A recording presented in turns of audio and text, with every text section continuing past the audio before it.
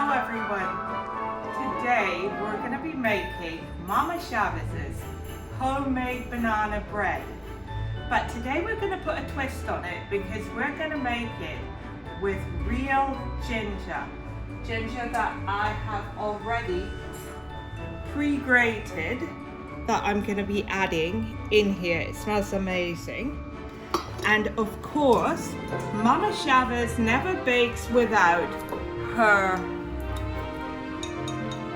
alcohol. So whether I'm using brandy or I'm using whiskey, today I'm using brandy, St. Remy's Signature.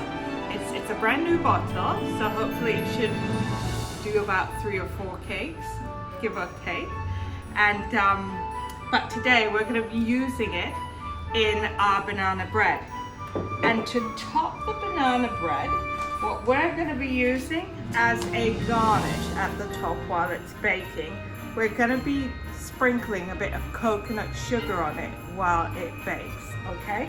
So we're not doing the traditional banana bread with the raisins and all that stuff.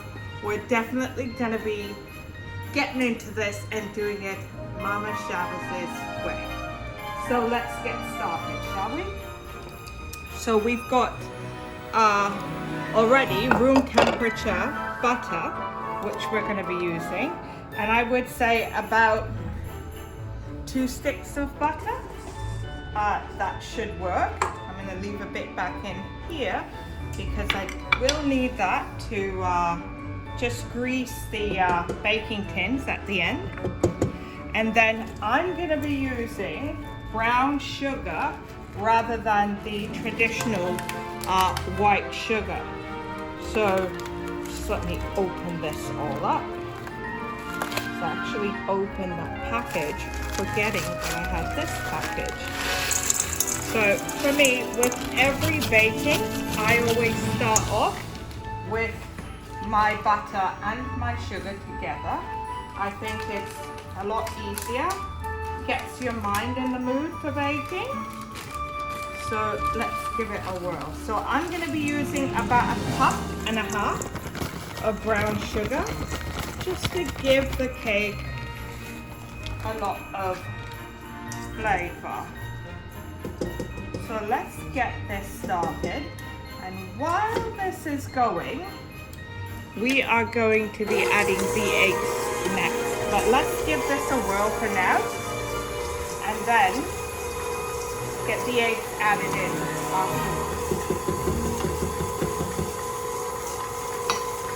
In the meantime, what I'm going to be doing while that's going together, the butter and the sugar, is I'm just going to grease the pans. I've already set the oven for 350 degrees. So I'm just going to grease these pans and then I'm going to give them a light dusting with flour afterwards.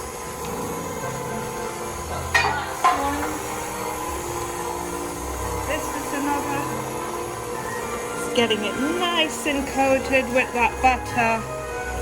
Very simple. All I did was I used a paper towel and there we go. So one of the things you're going to notice with Mama Chavez is when I do mix, I do a pinch of this and a dash of that. I don't really measure, but I can tell you roughly how much thereabouts that I'm using. So now I'm going to use this self-rising Robin Hood flour, which pretty much eliminates you having to use like baking powder, all that stuff when you're baking.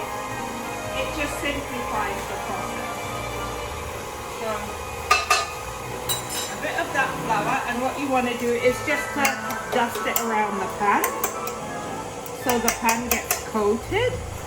Try not to make a mess here. Yeah. So let me get this done over here, which is a lot easier. And I'll show you what it looks like right now.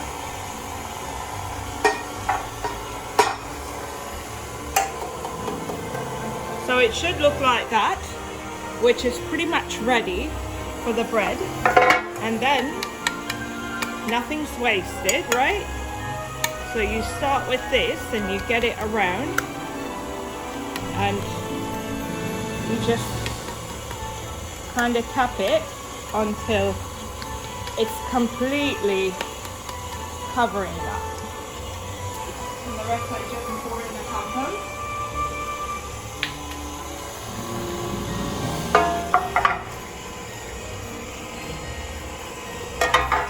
And that portion of it is ready. So what we're going to be doing now is, let's set that aside, we're going to be adding the eggs. So for this I'm going to be using 6 eggs because they're quite small. I'm not sure if you can see them. I'm pretty good with cracking eggs, so I don't get the shells in. There's no rush to do anything, so take your time. If you're not as comfortable with cracking the eggs this way, perhaps you want to crack them in a bowl before, but for this, I am quite comfortable of not letting the shells go in. We've got 4 there, so 2 more. And that way the cake gets started. 5. One last one is 6. So we want to have that just continue to get blended in with the mixer.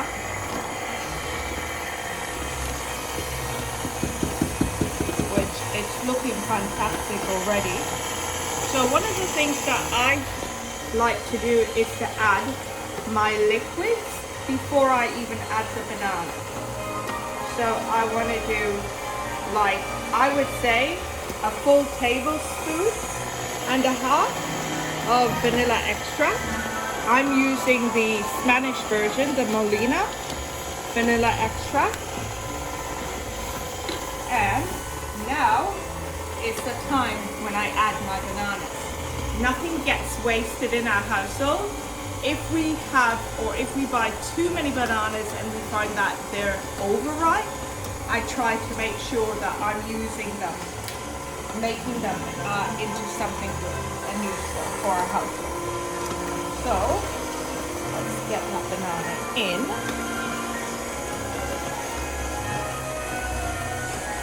Oh, the oven's ready.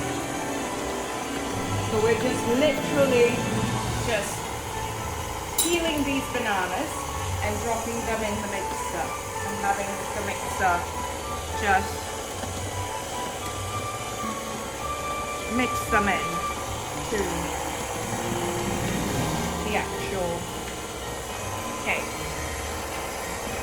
So all of that is giving us a lot of moisture, which is fantastic. That's what we want. So we have about 4 ripened bananas. So you want to add the bananas in. And you don't really have to have a set amount of bananas per se. You can use up to 5 bananas for this recipe and you're going to be fine. While that's in, you want to make sure that you add your freshly grated ginger. And this is about 3, I would say 3 full tablespoons of ginger. And you just want to slowly add it to the mixture, making sure that it's being incorporated in the entire thing and that it's not just being plopped in one area. There we go. That's looking good. And folks, I know that there's not a smell test, but if you were here, it smells amazing. So the next thing that I like to do is to put in about a tablespoon of cinnamon, ground cinnamon, just to give the cake a bit of flavor.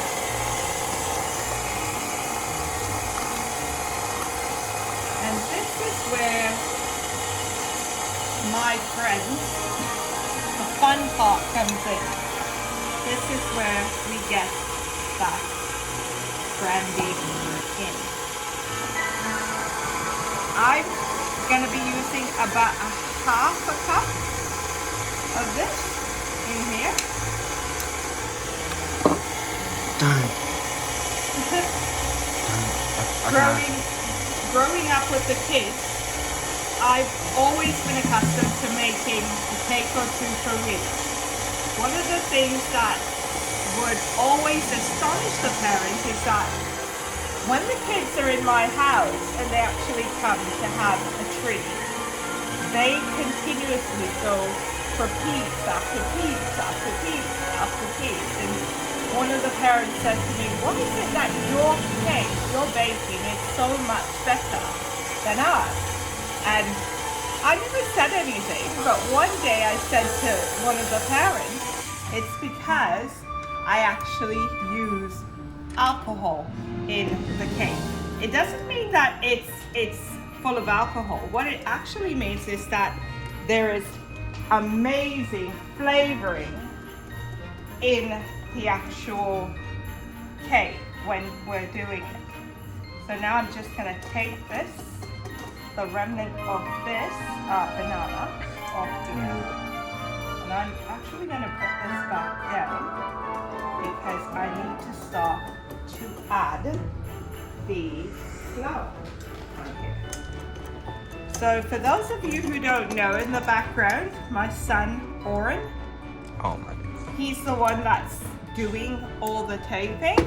So we just want to give a shout out to him and to say thank you. Okay. So now, What are the you next doing? thing that I'm going to be adding is about a 1/4 teaspoon of salt. Just enough to give it taste. Mom would always say, salt brings out the taste in everything. So now, we're going to be adding about 2 to 2.5 cups of flour into this mixture. Let me just grab something to scoop out this flour. Normally I just pour it, but I just want to scoop it, and you want to add it slowly, folks. You don't want to be doing this. So 2 to 2.5 cups of flour.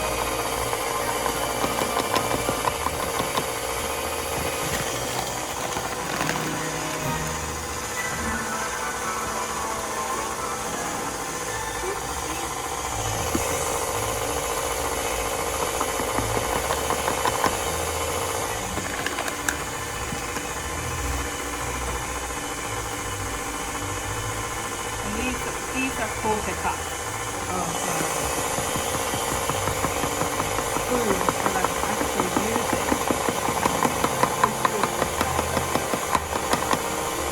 So that's about.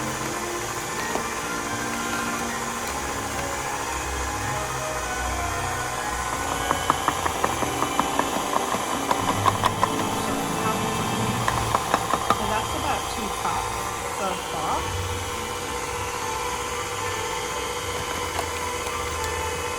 But I just want to check the consistency, so I just lock it, I lift it. You want to take your spatula, just go around the edges to make sure everything is incorporated in the mixture, and you just want to feel it. Make sure that it's not too runny and that it's not too dry. If you find that it's too dry, it's perfectly okay just to add enough water to it that will assist you with the desired consistency for which you need. So with that being done, I know that I'm perfectly safe to put the last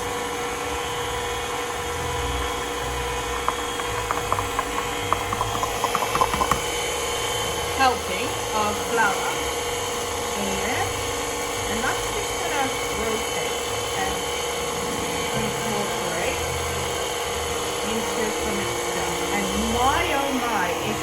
smelling amazing.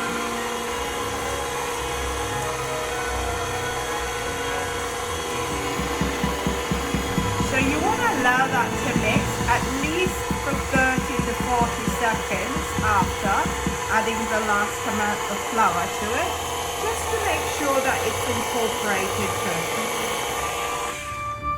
So now that I've done that, I'm just going to lift it. As you can see, the consistency is perfect as it's coming off of the actual mixing blade. Just have a look at that. Okay folks, so now that we've incorporated everything into Mama Chavez's homemade banana bread, we're going to actually get it into the baking pan. Okay, so let's get this off. Let's get it in evenly as we can. So I'm going to pour some in there. Pour some in here.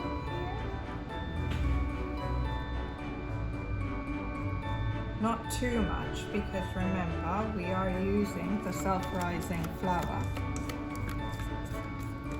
So you want to get just enough in there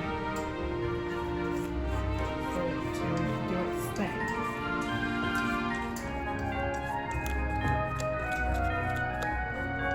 And in our house, we all fight for licking the cake pan. But when it comes to banana bread, everyone knows that it is my favorite and that it's hands off. I try not to have too much of it, so scrape as much as I can in here. Let me just wash this bit off my hand.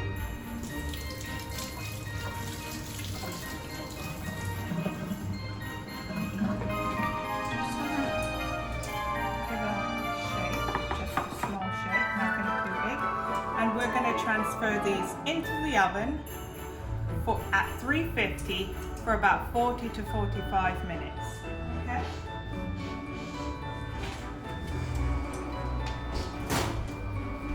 In goes the first one. The second one. And we close for 40 to 45 minutes. And I'll see you guys shortly when we take these babies out.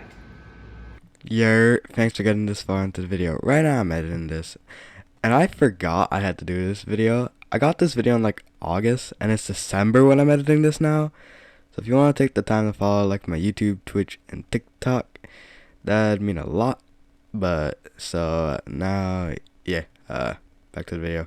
Pans are heated up and the banana bread is a bit settled. This is when you want to just sprinkle that coconut sugar over it. You want to do it while it's still in the hot oven. I know that it takes a bit of expertise. If you're not comfortable with using your hands like this, definitely use a spoon.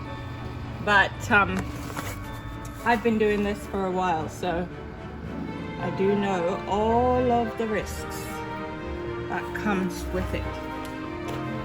So now, just gonna put these back in and close. Okay, Google, set timer for 40 minutes. Close it, 40 minutes, and that's starting now. So the first 5 minutes in the oven, you just want to allow the banana bread to sit, and then you just add the coconut sugar, or if you're scared you can actually put it on before, but it may just trickle in more into the cake than actually staying on top. So that's why I like to stick it in the oven for about the first 5 minutes and then add the coconut sugar to it and then leave it for 40 minutes. That's why I said 40 to 45 minutes. Okay folks, so we're just gonna get the banana breads out of the oven now. I ended up having to put mine for an extra 20 minutes because it was not quite cooked. So let's get this baby out. So that's exactly what it looks like. As you can see, because we put them in for 5 minutes and then we added the coconut sugar to it, you can see that it sat on the top, which is exactly what we wanted. We did not want it to, oh, it's warm. We did not want it to penetrate into it, so it gives it that nice crust feeling on top. So we're gonna leave those to cool for about 10 minutes in the pan, and then I'll turn them out on a wire rack and allow them to cool for maybe another hour. And then we'll slice into them and see what you think. Okay? We'll see you guys again shortly. And we're back. So the banana bread is finally done and it's been cooled. So let's give it a nice cut to see what it looks like inside. So the first slice, and oh my goodness guys, it smells amazing. It smells delightful. Just slicing this up. Slicing off a few pieces. Amazing, amazing, amazing. So let's have a real look at it. So as you can see inside, it's perfectly cooked all throughout.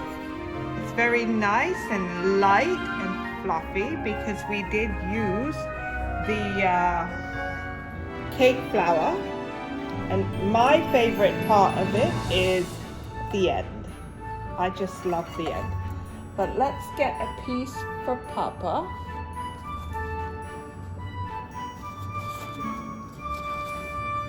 And a piece for Oren. And then we will all give it a try and see what it's like. But I guarantee you it will be amazing. Bon appetit.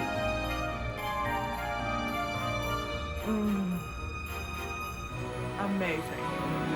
Thank you so much for being with us. We look forward to seeing you again on our next video. Bye for now.